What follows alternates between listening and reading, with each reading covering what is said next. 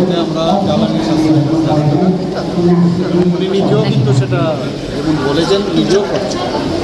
আমরাও সেইভাবে কালকে আমি গুয়াহাটি থেকে আসার পর আপনাদের মধ্যে অনেকে জিজ্ঞেস করছে যে কী হবে। আমি বলছি এলাম, আমি কথা বলছি।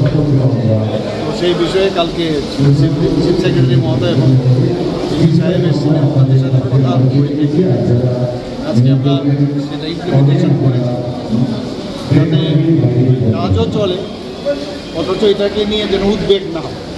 আমাদের প্রধানমন্ত্রী যেটা বলেছেন যে যেহেতু আমাদের কনস্ট্রেন আছে বাইরের থেকে জ্বালানি আমাদের আনতে, সেই জায়গায় আমরা একটু সাবধানতা অবলম্বন করা হবে।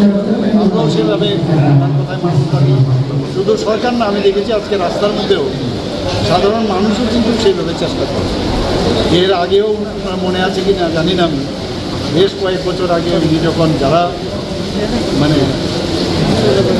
ওয়েল টু ডু ফ্যামিলি তাদের প্রতি উনি আহ্বান করেছিলেন যে আপনারা যে সাবসিডি দেওয়া সেটা আপনারা সারেন্ডার করুন এবং আপনাদের এই সাবসিডির এই গ্যাসের দিয়ে আপনারা যাদের মানে ঘরে কোনো দিন গ্যাস পৌঁছাতে পারবে না, সেটাই হলো। কিন্তু প্রচুর জায়গায় মানুষ এখন মানে গ্যাসের সিলিন্ডার এবং চুল্লিসহ দেওয়া সুবিধে হলো।